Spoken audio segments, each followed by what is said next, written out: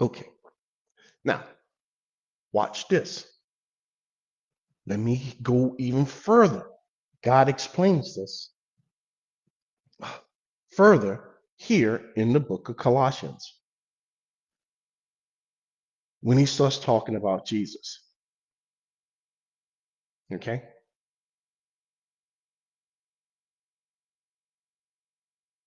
Right here. I'm sorry, it's in chapter 1.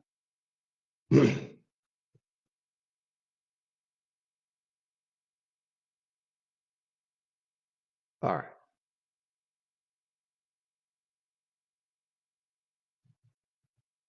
So Paul is saying this prayer, talking about this uh,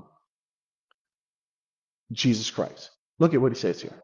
He, that is Jesus.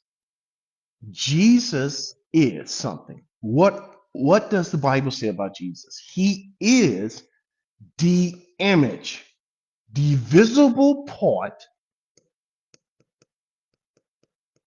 of the invisible God. Okay?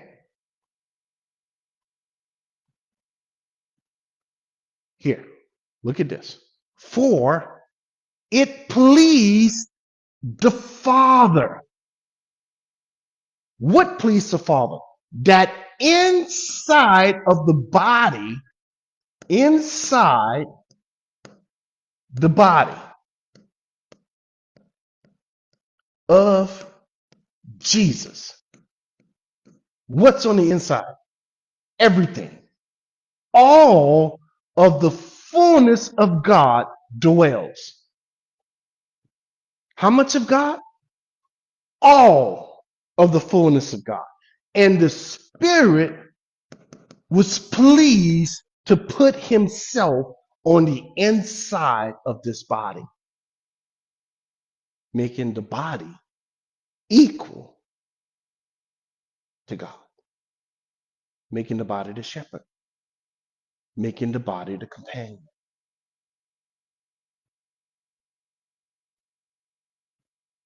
And we see he just keeps going on about what he has here. There's one more that he talked about.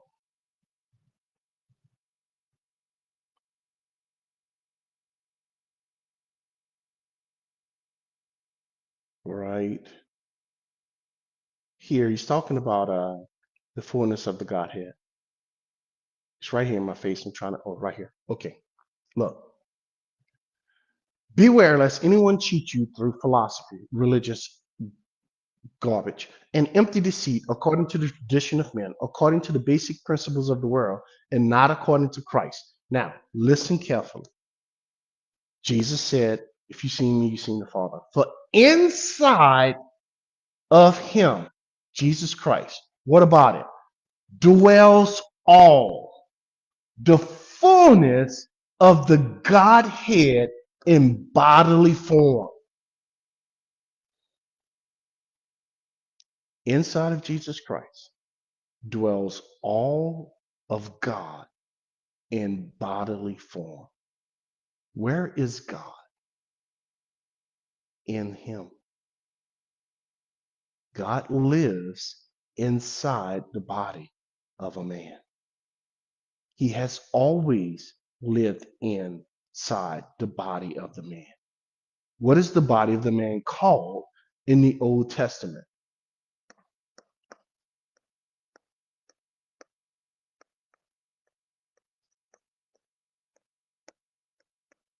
He's called the Lord of hosts. The body of the man, Christ, Jesus,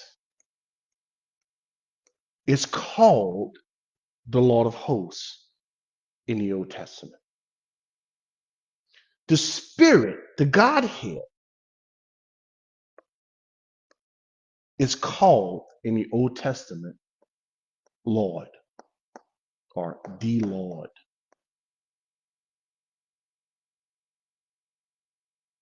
The body is called the Lord of hosts. Okay. So Jesus was God's companion. We seen he was God's servant. He was God's redeemer, or is. He's God's companion. He's God's shepherd. Now, let's go look at Jesus, or Christ Jesus, being God's king. So this is why he can be called all those things, because you can clearly see that he is the visible part of the invisible God, and he is the witness. Why do Psalms 2? The nations, now the nations are more than just people and nations on the earth. The nations are both spiritual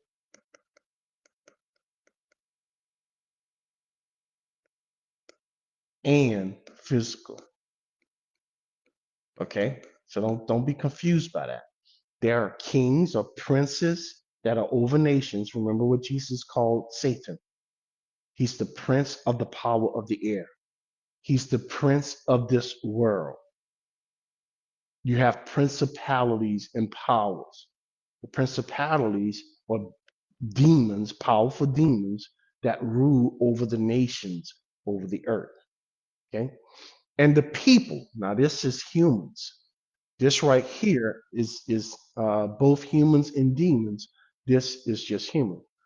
The kings of the earth set themselves. So here you have the people.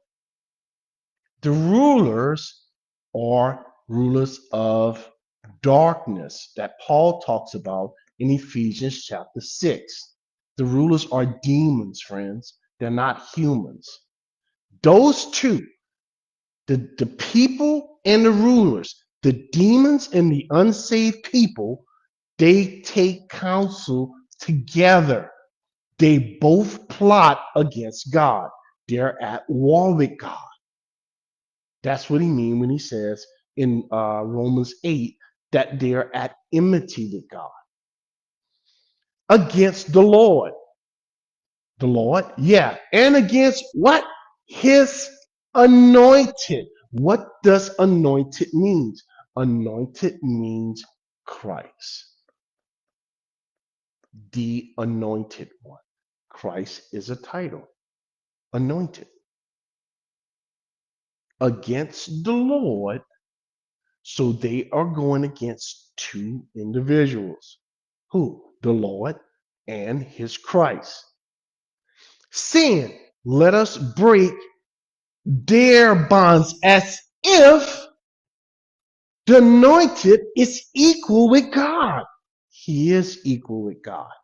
You have the spirit of the Lord and you have the body of the Lord.